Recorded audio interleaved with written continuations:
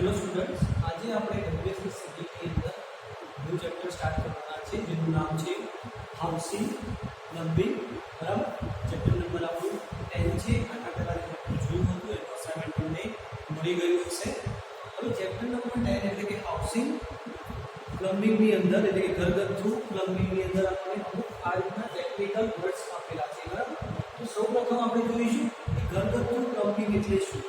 ઘરગથ્થુ પ્લમ્બિંગ એટલે આપણે એમ કહી શકાય કે જ્યારે કોઈ પણ જાતનું કન્સ્ટ્રક્શન વર્ક કરવામાં આવે છે તો એની સાથે સાથે આપણે પ્લમ્બિંગ વર્ક પણ કરવામાં આવે છે. પ્લમ્બિંગ વર્ક એટલે શું કે પાણીનું આપણે ક્યાંથી મળશે, કઈ રીતે મળશે અને પાણીનું ડિસ્ચાર્જ આપણે કે પાણી આઉટલેટ ક્યાં કરવાના છે. માની લઈએ કે આપણે કોઈ મકાન બનાવી રહ્યા છીએ તો એની અંદર આપણે જે રસોડાની અંદર અથવા તો વોશરૂમની અંદર જે પાણીનું કનેક્શન લઈએ છીએ, બરાબર, તો એ માટેનું પ્લાનિંગ હોય છે. બરાબર, એના પછી જે પાણી આપણે વાપરીશું એને ડ્રેનેજ મારફતે કઈ જગ્યાએ કઈ રીતે કનેક્શન આપવા, તો એ બધી વસ્તુ જે છે એને આપણે કહીશું હાઉસ અથવા તો હાઉસિંગ પ્લમ્બિંગ. બરાબર, હવે આપણે ટેકનિકલ જે આપણે ટર્મ્સ આપેલા છે એ જોવા જરૂરી છે આના આગળ અભ્યાસ કરતા પહેલા. તો આપણને ખબર હોવી જોઈએ કે પ્લમ્બિંગ સિસ્ટમ કોને કહેવાય, વોટર મેઇન કોને કહેવાય, સર્વિસ લાઇન કોને કહેવાય.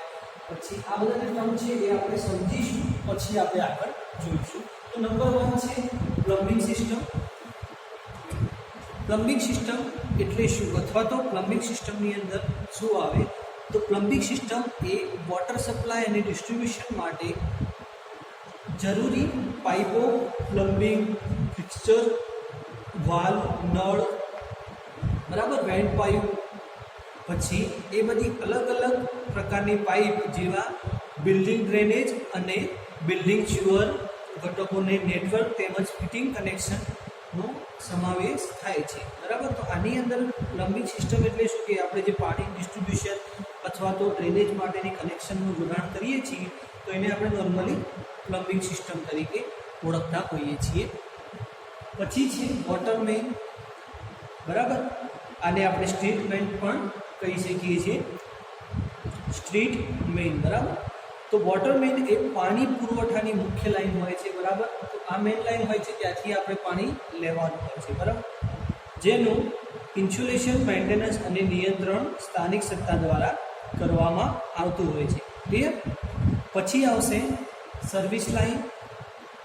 સર્વિસ લાઇન એટલે વોટર મેઇનની શાખા કે જેના દ્વારા ઉપભોક્તા પાણી પૂરું પાડવા માગતા હોય તો તે લાઇનને આપણે સર્વિસ લાઇન તરીકે ઓળખીશું.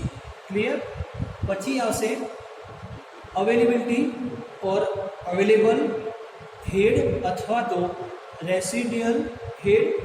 બરાબર, એ કે પ્રાપ્ય શીર્ષ અથવા તો શેષ શીર્ષ જે દબાણ દ્વારા વોટર મેઇનમાંથી આપણે જે યુઝર છે ત્યાં સુધી પાણી પૂરું પહોંચાડવામાં આવે છે તેને કહે છે અવેલેબલ હેડ. બરાબર, અથવા તો એને આપણે રેસિડ્યુઅલ હેડ પણ કહીએ છીએ. અહીંયા હેડ આવશે. ક્લિયર? પછી આવશે આપણું વોટર આઉટ.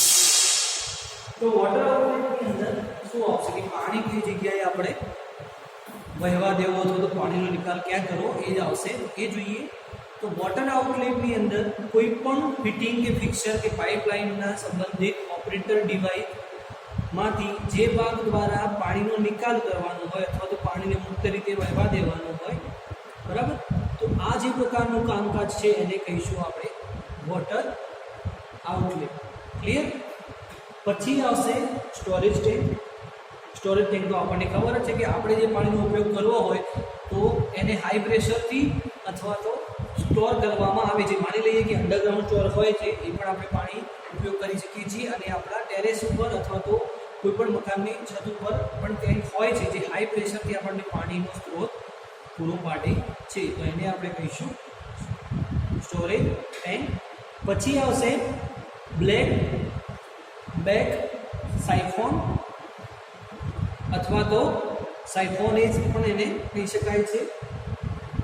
તો એમાં આપણને એમ આપેલું છે કે જ્યારે વોટર સપ્લાય પાઇપલાઇનમાં દબાણ ઘટવાથી કોઈ પ્લમ્બિંગ ઉપકરણ કે સંગ્રહમાંથી પાણીનો જે પ્રવાહ ઉલટી દિશામાં વહે છે તે ઘટાડવા માટે આપણે બેક સાઇફોન અથવા તો બેક સાઇફોનેજનો ઉપયોગ કરતા હોઈએ છીએ. એને આપણે બેક ફ્લો પણ કહીએ છીએ. બેક સાઇફોનનો ઉપયોગ શું છે કે પાણી જ્યારે પ્રેશરથી વહેતું હશે એટલે એની ડાયરેક્શન સેમ હશે, બરાબર. માની લઈએ કે હોરિઝોન્ટલ ડાયરેક્શનમાં પાણી વહે છે તો એ આ રીતે વહે છે, પણ જ્યારે પ્રેશર ઘટશે એટલે પાણી એના આગળ તરફ નહીં જાય અથવા તો તે પાછું પણ આવી શકે. જો પાછું ન આવે એ માટેનો આ એક સાઇફોન આપેલો છે. પછી આવશે ડાઉન ટેપ, બરાબર.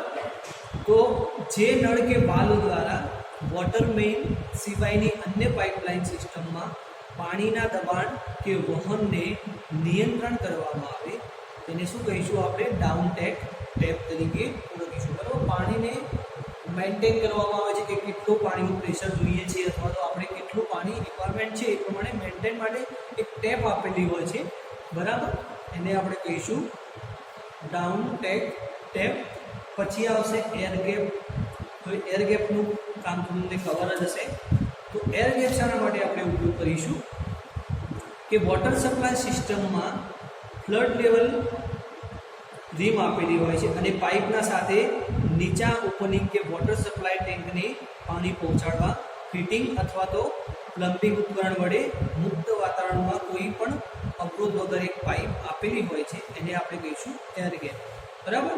ઘણી વખત એવું થતું હોય કે વોટર સપ્લાયની જે પાણી હોય એની અંદર હાઈ પ્રેશરના કારણે શું થતું હોય પાઇપ તૂટી જતી હોય છે અથવા તો ચીરાઈ જતી હોય છે, કેમ કે પાણીની સાથે અમુક પ્રમાણમાં એર પણ રહેલી હોય છે. તો એરને નીકળવા માટે જગ્યા ન મળતા તે શું કરશે? આપણી જે પણ પાઇપ હશે એને ડેમેજ કરશે અથવા તો એર ન નીકળવાથી પાણીનું વહન પણ અટકી જશે. એટલે આપણે એક આ રીતની પાઇપ રાખીએ છીએ, ઓપન પાઇપ, જેને આપણે એર ગેપ તરીકે ઓળખીએ છીએ, બરાબર. પછી આવશે ઇફેક્ટિવ ઓપનિંગ એટલે કે અસરકારક રંગ.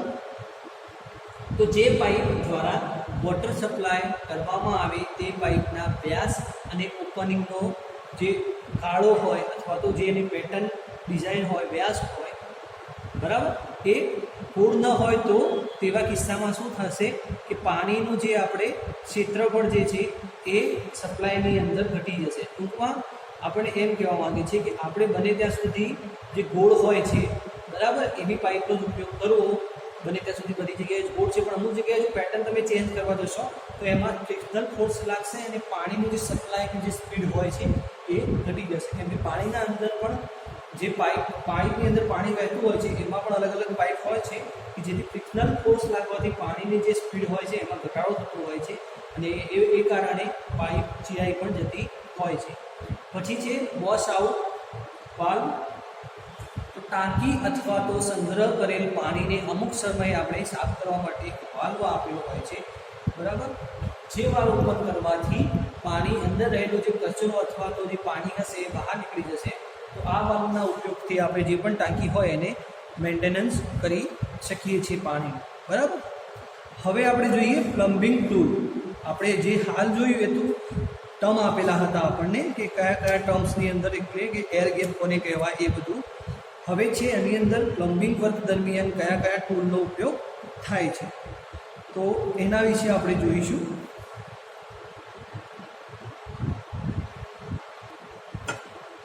હવે આપણે પ્લમ્બિંગ ટૂલની અંદર વાત કરીએ તો આ જે છે એ જે છે પાઇપ કટર, જેને અહીંયા હેન્ડલ આપેલું છે, અહીંયા સ્ક્રૂ ટાઈપ કાંટા આપેલા છે.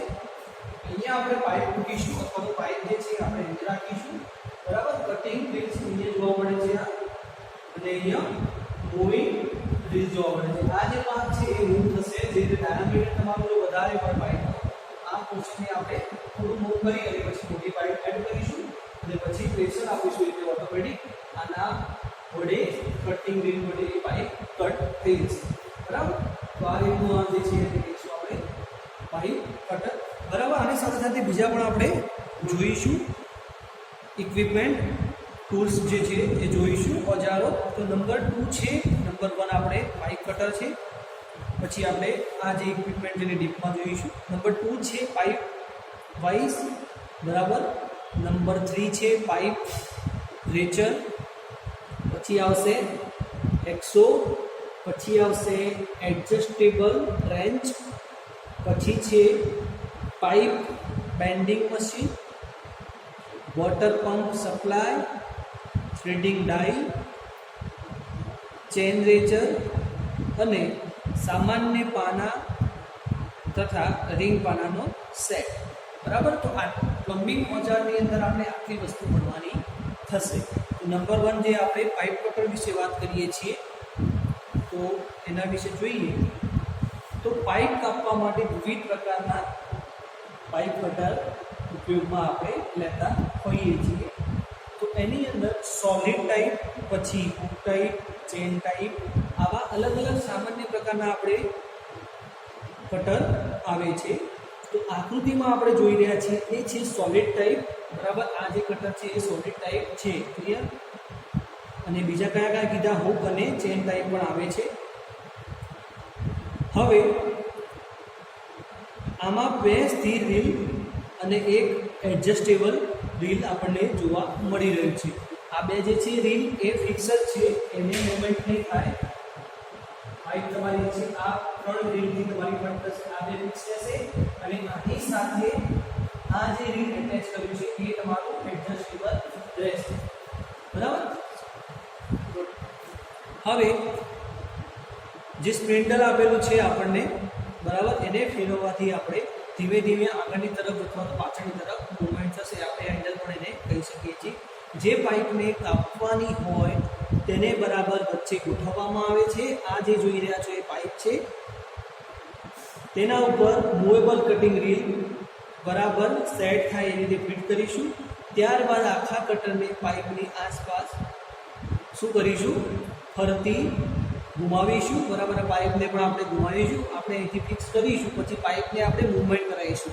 જે રીતે કે આ પાઇપ છે અહીંયા આપણે ફિક્સ કરી આ રીતે, તો પછી આ પાઇપને આપણે આમ ઘુમાવીશું ગોળ ગોળ. તો એનાથી શું થશે કે પાઇપનો આઉટર એરિયા છે ત્યાં એક રિંગ બની જશે અને ધીમે ધીમે આપણે જે પાઇપ છે એ કટિંગ થઈ જશે. એટલે કે એની અંદર ધીમે ધીમે એક લાઈન પડશે અને પાઇપ આપણી કટ થઈ જશે. ક્લિયર. પછી આવશે આપણી પાઇપ વાઇઝ અને પાઇપ રેન્ચ. બરાબર.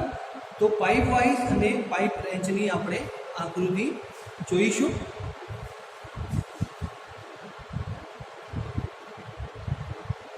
તો આપણે જોઈ શકીએ છીએ કે આ જે ફિગર છે પાઇપ વાઇઝ ની છે અને આ જે ફિગર છે પાઇપ રેન્ચ ની છે. બરાબર. તો એની અંદર અલગ અલગ કમ્પોનન્ટ આપણે જોઈ શકીએ છીએ, જેવી રીતે કે મૂવિંગ જોબ. બરાબર. પછી આ જે છે સ્ક્રૂ,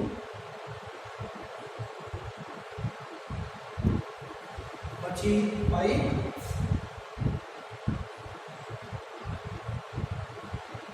ક્લિયર. એ જ રીતે આની અંદર એટલે કે પાઇપ રેન્ચની અંદર વાત કરીએ તો મૂવેબલ જોબ,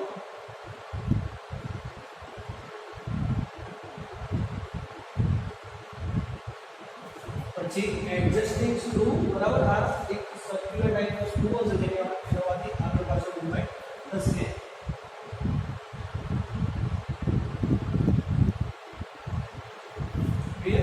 તો હવે વાત કરીશું આપણે નંબર 1 એટલે કે પાઇપ પિંચની વાત કરીશું. તો પાઇપ પિંચની અંદર આપણે જોવા જઈએ તો શું છે કે આની અંદર આપણે પાઇપ મૂકવાની રહેશે અને ઉપરથી પછી આપણે સ્ક્રૂ દ્વારા પ્રેશર આપવામાં આવશે એટલે વચ્ચે જે મૂકેલી પાઇપ છે એ આપણી કટ થશે.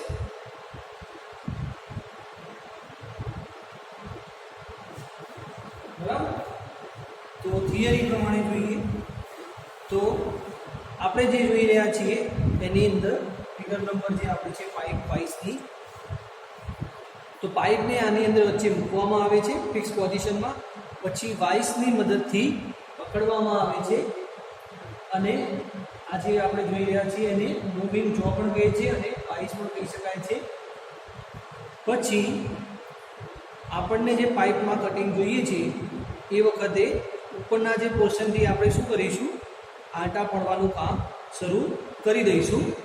આંટા આપવા શું થશે કે ઉપરથી આ ભાગ નીચો આવશે અને પછી આપણે પાઇપને રોટેટ કરીશું એટલે ઓટોમેટિક પાઇપ આપણી કટ થઈ જશે. બરાબર. બીજી રીતે સિમ્પલ ભાષામાં શું કહીએ તો આમાં શું કરવાનું છે કે જે પ્રકારે આખું ડાયામીટર પણ પાઇપનો તો એ પ્રમાણે આપણે પાઇપ મૂકીશું. આ જે પોર્શન છે એ અપડાઉન એટલે કે મૂવેબલ છે. તો માની લઈએ કે ડાયામીટર થોડો ઊંચો છે તો આ પાસે આપણે ઊંચો રાખીશું, પછી સ્ક્રૂ એટલે કે આના વડે આપણે ફિક્સ કરી દઈશું એન્ટી વડે, અને પછી પાઇપને આપણે રોટેટ કરીશું. આ રીતે પણ પાઇપને આપણે કટ કરી શકીએ છીએ. બીજી વસ્તુ છે એટલે કે પાઇપ રિંચની વાત કરીએ તો આમાં આપણે પાઇપને ફિક્સ અહીંયા કરવાની થશે આ ભાગમાં. બરાબર. તો એમાં શું મેથડ છે તે જોઈએ. તો આની અંદર શું છે કે આનો ઉપયોગ 7.5 સેન્ટીમીટર વ્યાસ સુધી જ કરી શકાય છે. બરાબર. લિમિટેશન આમાં આપેલી છે કે આ જે આપણું પાઇપ રેન્જ છે એનો ઉપયોગ આપણે ક્યાં સુધી કરી શકીએ. આની અંદર પણ ડાયામીટરનો કોઈ માપ નથી આપેલું, પણ આની અંદર આપણને આપેલું કે 7.5 સેન્ટીમીટર સુધીની પાઇપ આપણે આની અંદર કટ કરી શકીએ છીએ. બરાબર. કટ એટલે કે પાઇપના જે નટ હોય છે એની વાત કરી છે આમાં. તો પાઇપને આપણે ફિક્સ કરી શકીએ છીએ, એની સાથે નટ બોલ્ટ હોય એને પણ આપણે ફિક્સ કરી શકીએ છીએ, એટલે કે ઓપન અને ક્લોઝ કરી શકીએ છીએ. તો આની અંદર આપણે જોઈએ તો પાઇપ આ જે પાઇપ રેન્જ છે એની અંદર 50 થી 60 સેન્ટીમીટર શું હોય છે લંબાઈ આની રાખી શકાય છે. બરાબર. કેમ કે આ ભાગ આગળ પાછળ મૂવમેન્ટ થશે. બીજી વસ્તુ એ કે એની અંદર જે આપણે જોઈ રહ્યા છીએ મૂવેબલ જો એ ઉપરનું પોર્શન જ મૂવ થશે, એટલે કે આગળ પાછળ મૂવ થશે ફોરવર્ડ બેકવર્ડ ડાયરેક્શનમાં. આ જે પોર્શન છે એ ફિક્સ રહેશે. બરાબર.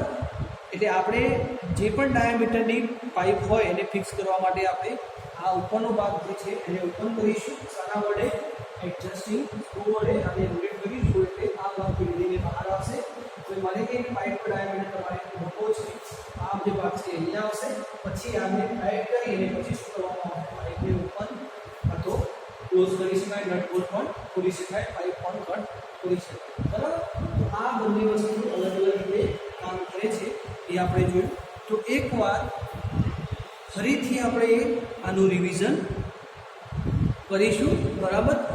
એક વસ્તુ ખાસ, આનો ઉપયોગ પાઇપને ટાઈટ કરવા માટે કટ કરવા માટે નથી. બરાબર. આટલું યાદ રાખી લેજો. પાઇપને ટાઈટ કરવા એટલે કે બે પાઇપનું જોડાણ થતું હોય એની જગ્યાએ આપણે પાઇપને ટાઈટ કરવું અથવા પાઇપને ફિક્સ કરવી, નટ બોલ્ટ ખોલવા એ માટે આનો ઉપયોગ કરીએ છીએ. એકવાર ફરીથી આપણે જે જોયું બધું જોઈ લઈશું સ્ટાર્ટિંગથી. કે નંબર 1 આપણે ટેકનિકલ પદ જોયા જેવા કે plumbing system, water mains, service line, પછી સીલ્સ અવેલેબલ, હેડ. બરાબર. એટલે કે પ્રાપ્ય સીલ્સ, પછી છે વોટર આઉટલેટ, પછી સ્ટોરેજ ટેન્ક, પછી આવશે બેક સાઇફોન અથવા તો બેક સાઇફોને, પછી હતું ડાઉન ટેક ટેપ, પછી એર ગેપ, પછી effective opening, wash out valve, અને પછી આવ્યું આપણું પ્લમ્બિંગ ટૂલ્સ. પ્લમ્બિંગ ટૂલ્સની અંદર ઘણા બધા આપણે ટૂલ્સ જે છે અમુક જોયા છે, અમુક બાકી છે. તો આજે જોયા એ પાઇપ કટર, પછી પાઇપ વાઇઝ અને પાઇપ રેન્જ. બરાબર.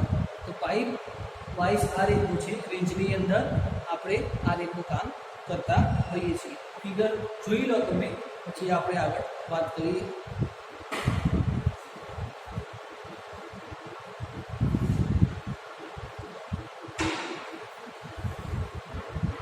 તમારે અસાઇનમેન્ટની અંદર મને આ જે 3 ફિગર દોરી છે બરાબર એ વ્યવસ્થિત નામ સાથે દોરી અને મોકલવાની રહેશે. આગળનું અસાઇનમેન્ટ જે લોકોને બાકી હોય એ સત્વરે મને સબમિટ કરાવવાનું રહેશે. અધરવાઇઝ પછી તમારું લેટ સબમિશન કરાયેલું કાઉન્ટ થશે નહીં. ઓકે. અને જે તમને લેબની અંદર મેન્યુઅલ લખવામાં આપવામાં આવે છે એ તમારી ફાઇલ પેજમાં જ લખવાની રહેશે. બરાબર. ઘણા સ્ટુડન્ટો જે લખી નોટબુકમાં લખીને મને મોકલે છે એ વેલિડિટી ગણાય, ફરીથી તમારે લખવું પડશે. બેટર છે કે તમે લોકો ફાઇલ પેજની અંદર સારા અક્ષરે લખાણ લખો. બરાબર. અને એક ફાઇલ પણ બનાવવાની થશે, સાથે સાથે અસાઇનમેન્ટો તમે ફાઇલ પેજમાં લખતા જ હશો. ક્લિયર. અને આજનું જે હોમવર્ક છે એ તમે ફરી જોઈ લો કે જે સ્કેચ મેં દોરીને તમને સમજાવે બોર્ડની અંદર એ તમારે દોરી અને મને મોકલવાના રહેશે. એ થશે તમારી એટેન્ડન્સ. ક્લિયર? Thank you.